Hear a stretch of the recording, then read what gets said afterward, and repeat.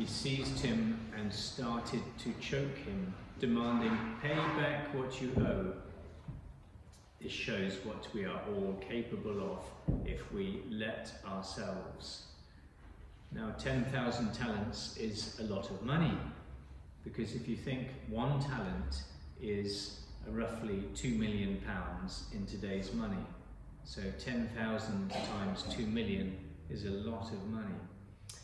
In other words, it's an amount that is impossible to pay back.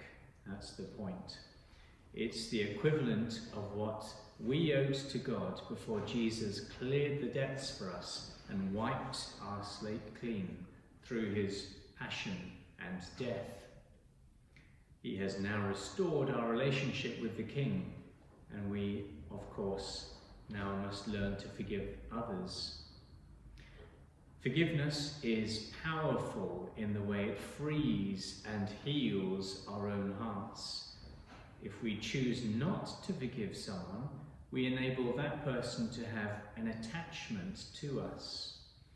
The sin against us that we cannot seem to forgive remains, and we end up being held captive by our anger and our hurt.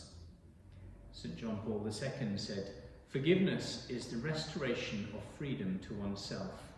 It is the key held in our own hands to our prison cell. When we choose to forgive, be it 7 times or 77 times, we free the other person and forgive, and we free ourselves from the pain of sin, anger, and hurt." Now remember that when you forgive someone, it's a twofold process. We first decide to forgive with our minds, and then at some point our hearts catch up.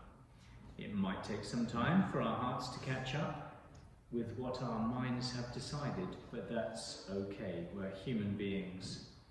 So just because we don't feel the forgiveness in our hearts, that doesn't mean that we haven't properly forgiven the person we intend to forgive, because it's a decision more than a feeling. When Peter asked about a 7-fold forgiveness, that seemed for him very generous.